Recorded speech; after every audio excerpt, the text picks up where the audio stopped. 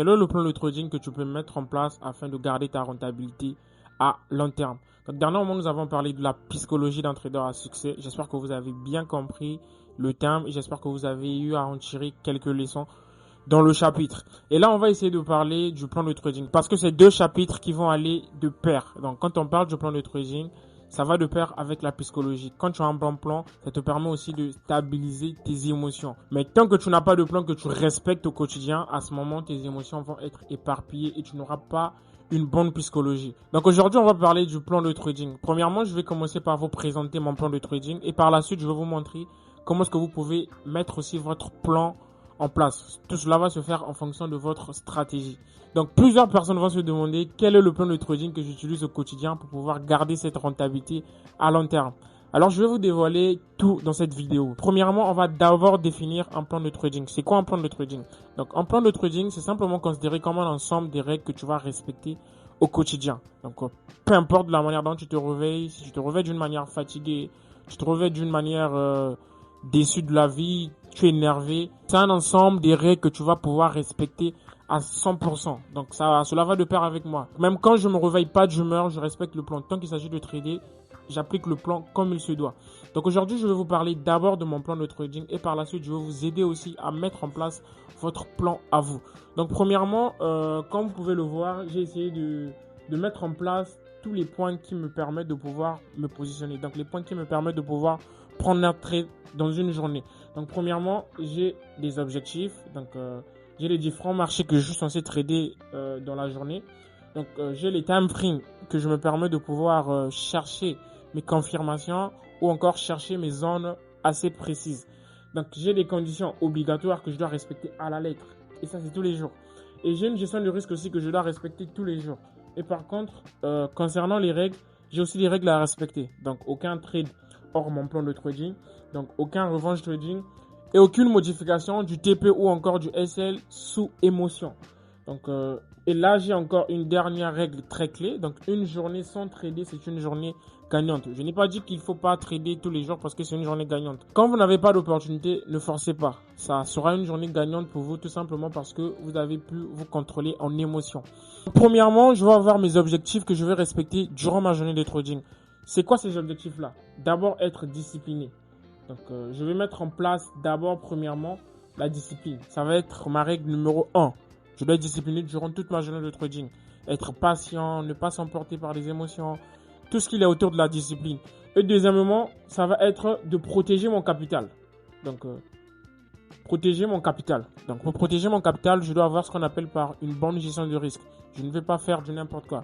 Donc, ces deux objectifs-là, c'est ce qui vont pouvoir me permettre d'avoir une journée assez stable. Donc, premièrement, j'ai ma discipline à respecter et deuxièmement, j'ai un capital à protéger. Donc, la discipline, ça va me permettre de ne pas pouvoir faire des choses qui ne vont pas de pair avec mon plan. Et la protection de mon capital, ça va me permettre d'avoir un risque fixe que je mets sur chaque trade. Et deuxièmement, je vais avoir des marchés autorisés. Donc, premièrement, quand je me réveille d'abord le matin, disons que je me réveille souvent, le plus souvent, je me réveille à 7 heures du matin. Je n'ai pas les paires favoris que je trade. Donc, j'ai peut-être l'or qui est ma paire favori. Mais quand je me réveille le matin, j'analyse tout le Forex, tout le marché du Forex. Donc, quand j'essaie d'analyser, je vois les opportunités qui se présentent à moi. Donc, des opportunités ayant une forte probabilité. Donc, dès lors que je saisis ces opportunités ayant une forte probabilité, automatiquement, je note ces marchés-là. Donc, si c'est par exemple le JPP-JPY, donc si j'ai eu une opportunité sur le JPP-JPY, j'aurai les yeux fixés uniquement sur cette paire-là. Donc, ça va vraiment dépendre. Mais ce qui est sur le maximum, le plus souvent, je vais peut-être avoir 4 marchés autorisés dans la journée. Et ça ne sera pas les mêmes marchés tous les jours. Donc, chaque jour, j'ai souvent des marchés où je détecte des opportunités. C'est ces marchés-là que je veux pouvoir trader. Tout simplement parce que je ne fais pas du swing, je fais du day trading. Donc, je suis censé avoir des opportunités tous les jours. Essayer d'analyser tous les jours. Donc, je vais d'abord avoir des objectifs en premier lieu. Et deuxièmement, je vais avoir des marchés autorisés. Et en troisième lieu, je vais avoir ce qu'on appelle par les time frames. Donc les time frames, c'est des unités de temps qui vont pouvoir me permettre, premièrement, de détecter mes zones assez solides. Donc mes zones que je vais chercher en weekly. Donc j'ai ce qu'on appelle par des zones solides que je vais chercher en weekly, en daily et en H4. Donc je vais les chercher dans les grands time frames. je vais pouvoir d'abord détecter ma tendance dans le grand time frame, disons weekly, daily. Donc, je vais détecter comment est-ce que la structure du marché se présente actuellement. Et dès lors que je détecte cette structure-là, je me permets de pouvoir tracer mes zones importantes. Donc, des zones où je me dis, dès lors que les prix vont arriver à ce niveau-là, je pense qu'il y aura un changement de structure ou encore il y aura un tel mouvement. Ça va vraiment dépendre de mes analyses. Donc, j'ai des time frames assez solides qui est peut-être que le weekly, le daily et le H4 où je vais chercher ma tendance. Et en deuxième lieu, je vais avoir des time frames où je vais chercher mes entrées. Donc, à noter que je suis un day trader. Je ne fais pas du scalping, je ne fais pas du swing. Je suis un day trader. Donc, mes trades vont faire maximum 24 heures. Donc, au pire des cas, peut-être 2 jours. Ça, c'est quand je veux vraiment garder mes trades. Mais sinon, la plupart du temps, ça va faire 24 heures ou moins de 24 heures. Donc, mes entrées, je vais pouvoir les chercher dans des petites unités de temps. Donc, on va parler du M15, on va parler du M30 et on va parler du H1. Donc, je vais avoir 3 unités de temps que je vais chercher mes confirmations d'entrée. Donc, dès lors que j'ai ces 2 points mis en place, à ce moment, je peux m'intéresser à la paire. Donc, premièrement, je vois d'abord la tendance qui se présente à moi. Et deuxièmement, je viens au niveau des petites unités de temps afin de voir si mes entrées, elles sont sniper ou encore pas. Au cas contraire, je change une paire. Tout simplement parce qu'il y a plein de devises dans le marché du Forex. Donc, ne vous hasardez surtout pas à forcer des choses. Quand un truc ne se présente pas bien dans un marché quelconque, changez de paire de devises. Vous allez forcément avoir des opportunités sur d'autres marchés. Donc, en deuxième lieu, je vais avoir mes time frames. Donc, en premier lieu, j'ai les objectifs. Deuxième lieu, j'ai des marchés autorisés. Troisième lieu, je vais avoir les time frames. Et en quatrième lieu, je vais avoir des conditions obligatoires avant de pouvoir prendre un trade. Donc, mes conditions là, ça va être ma stratégie de trading. Donc, pour les membres de mon accompagnement, ils vont déjà savoir quelle est la stratégie qu'on applique pour pouvoir se positionner. Ça va être une stratégie qui est très simple, qui est facile à utiliser et qui vous permet de pouvoir avoir des entrées très sniper. Donc pour ceux qui s'intéressent à mon accompagnement, vous pouvez toutefois m'écrire en privé et je vais essayer de vous prendre en charge afin de vous former de A à Z. Donc de débutant à un trader rentable. Là n'était pas le sujet. Donc mes conditions obligatoires, ça va être ma stratégie. Donc premièrement, j'ai des règles que je vais respecter dans le grand time frame et j'ai des règles que je veux pouvoir respecter dans les petits time frames avant de me positionner. Donc ça va être un secret. Je ne veux pas pouvoir exposer cela tout simplement parce que c'est ma stratégie, c'est ce qui me permet de générer de l'argent. Donc si tu en as besoin, si tu veux aussi avoir des entrées sniper comme moi, à ce moment tu dois pouvoir prendre mon accompagnement. En cinquième lieu, on va parler de la gestion de risque. Donc je pense peut-être dans la prochaine vidéo, je vais pouvoir vous montrer quel est le risque que moi j'utilise au quotidien, que ce soit avec un petit capital, que ce soit avec un grand capital, que ce soit avec un prompt firm. Donc j'ai 3 manières d'appliquer ma gestion. J'ai ce qu'on appelle par un compte à risque, j'ai ce qu'on appelle par un compte à gestion et j'ai ce qu'on appelle par un compte prompt firm. Donc les comptes prompt firm, généralement on va risquer 1%, maximum 2% par trade. Et des comptes personnels, donc disons des petits comptes où tu peux recharger $200, $300, on va pouvoir avoir des risques allant à hauteur de 25% ou encore 30%. Ça va dépendre vraiment de ta manière d'être exposé au risque. En troisième lieu, on va avoir des comptes risques. Donc, quand vous voyez des traders passer des comptes de $200 à $2000, $3000, ça va être des comptes risques. Donc, des comptes, ils vont prendre énormément le trade sans avoir une gestion stricte. Donc, ça va être peut-être qu'il a risqué tout son capital ou même peut-être qu'il a juste eu à avoir une entrée très propre et enchaîner avec des trades. Et en sixième lieu, on va avoir des règles strictes qu'on va respecter au quotidien. Donc, déjà en sixième lieu, ça va de pair avec ma discipline. Donc, je vais prendre aucun trade qui ne va pas de pair avec mon plan. Donc, tant que ces 5 règles-là que j'ai citées, ça ne va pas de pair avec mon trade, à ce moment, je ne me positionne pas. Tout simplement parce que moi, pour pouvoir rentrer en position, ma paire de devises doit aller de pair avec mon plan. Donc, les objectifs, le marché autorisé, le time frame, les conditions et la gestion de risque.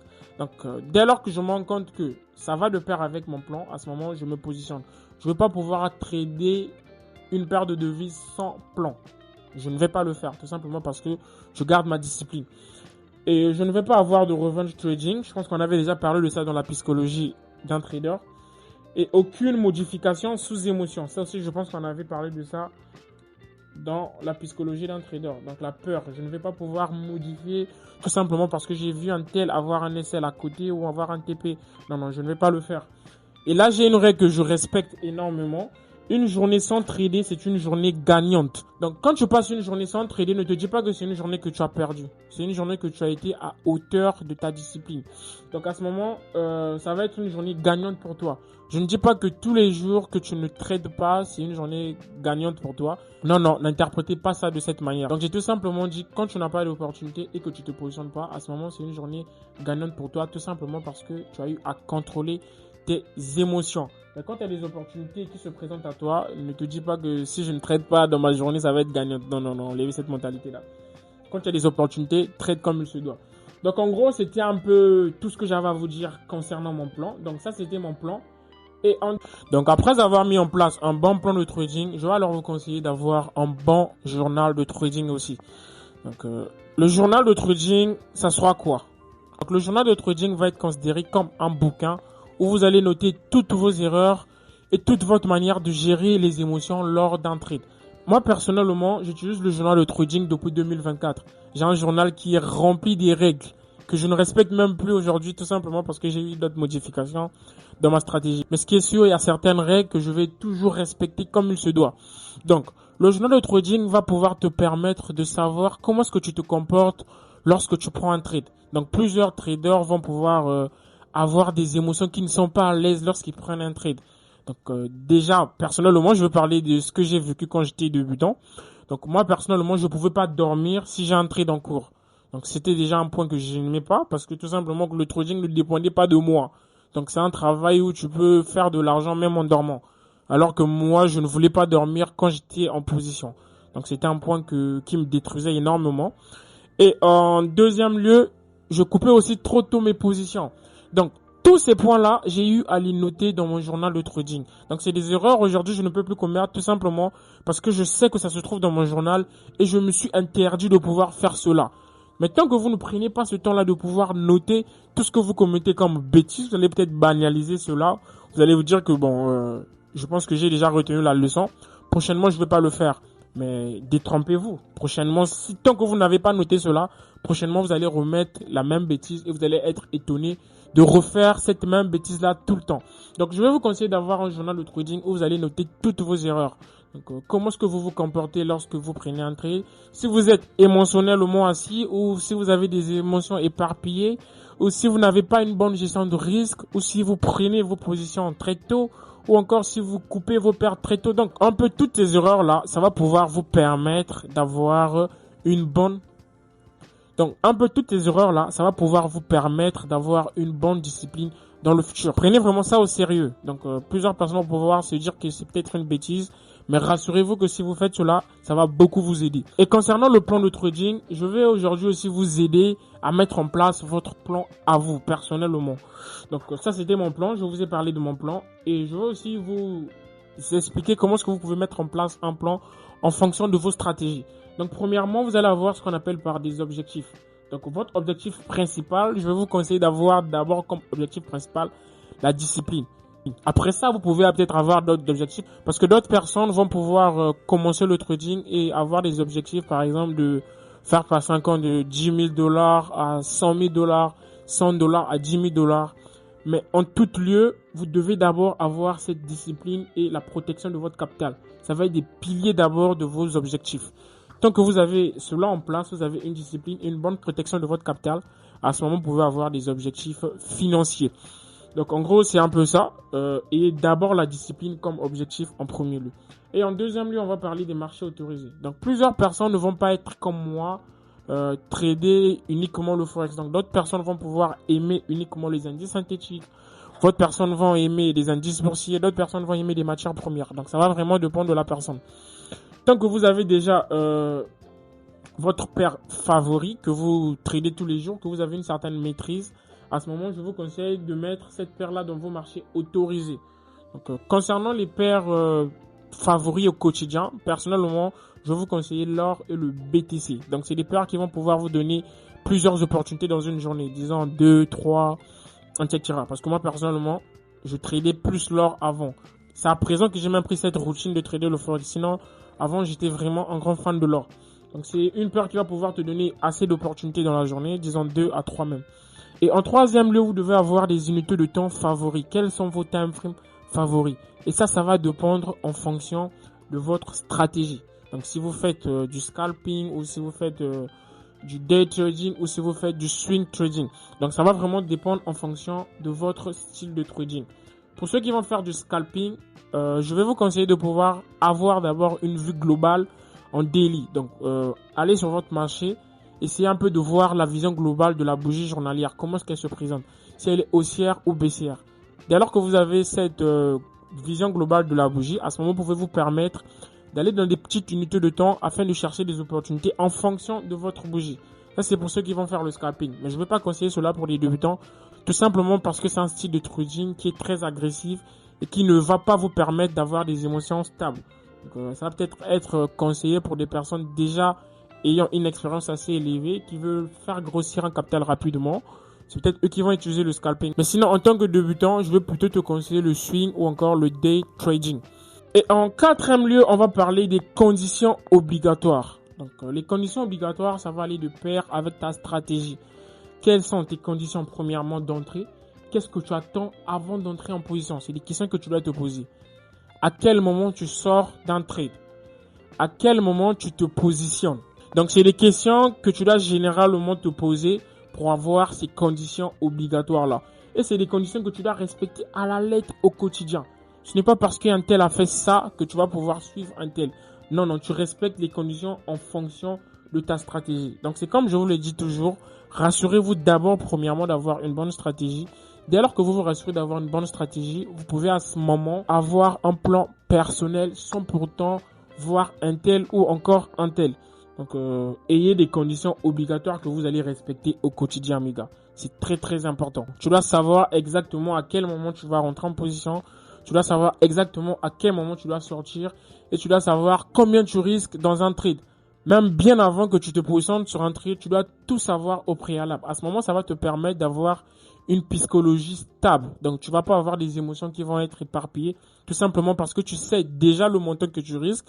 Tu sais que si les prix passent ce niveau-là, à ce moment, je vais pouvoir avoir une perte. Tu sais que si les prix font ça, j'aurai un gain de temps, ainsi de suite. Donc, vous devez avoir des conditions obligatoires à tout prix. Et ça doit être personnel. Et en cinquième lieu, on va parler de la gestion de risque. Donc, la gestion de risque, c'est un chapitre que je vais essayer de vous expliquer par la suite. Donc, si j'en trouve cette occasion-là de faire une vidéo, je vais parler dessus. Parce que c'est très important pour un trader. Un trader qui n'a pas une bonne gestion de risque, il n'aura pas aussi des émotions stables. Donc, il faudra savoir que ces trois chapitres-là vont aller de pair. Donc, la psychologie d'un trader, le plan de trading et la gestion de risque. Quand vous avez une bonne maîtrise de ces trois choses-là et que vous avez une bonne stratégie, rassurez-vous que la rentabilité va être rapide. Ça va être très très rapide. Ça ne sera même pas un problème. Ayez juste une bonne stratégie. Essayez de backtester la stratégie si elle passe réellement. Faites l'effort d'avoir un bon plan, d'avoir une bonne psychologie et d'avoir une bonne gestion. Rassurez-vous que ça sera juste une question de temps. Et vous allez exploser en un rien de temps. Donc en gros, c'est un peu ça. Ayez une bonne gestion de risque. Et en sixième lieu, vous allez avoir des règles strictes. Donc c'est comme je vous le dis toujours.